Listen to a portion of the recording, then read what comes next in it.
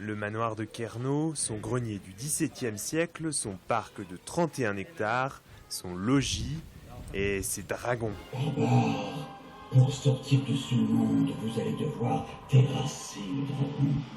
Emparez-vous d'une arme et brûlez-le. Le dragon, une créature mythique qui depuis toujours transporte dans d'autres mondes, des mondes que le visiteur du manoir de Kerno découvre depuis fin mai, grâce à l'exposition Même pas peur.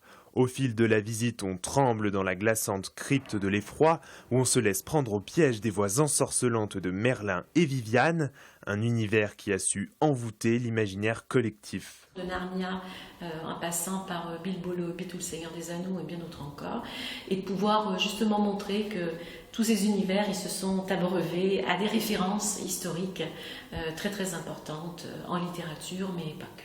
La matière de Bretagne fournit très très tôt et continue de fournir d'ailleurs énormément d'éléments. Les visiteurs doivent réunir des clés pour trouver la récompense et pour y parvenir, point de magie, le manoir utilise la technologie moderne comme avec ce masque de réalité virtuelle, une expérience qui donne le vertige. Dans chaque salle, des textes résonnent d'outre-tombe, ces histoires fantastiques se transmettaient souvent par l'oral.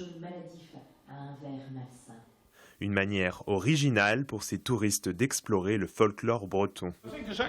C'est excellent, ça offre un aperçu du lieu, un aperçu de la culture bretonne et des connexions culturelles, donc c'est très bien. Quand nous voyageons, nous cherchons à visiter des manoirs, des maisons et découvrir les différents éléments du patrimoine. Ainsi, nous avons un aperçu de la culture locale.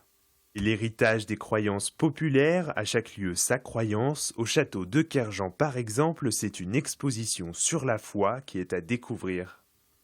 Vous êtes arrivé à la fin de la